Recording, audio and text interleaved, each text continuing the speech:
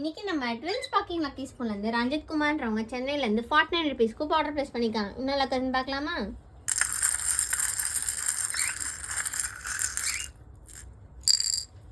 ஒரு orange colour snow வந்திருக்கு. இதுக்கு நம்ம 3D கிளாக் லுக் வந்திருக்கு. ஒரு க்யூட்டான 3D கிளாக் லுக் பண்ண வச்சுக்கலாம்.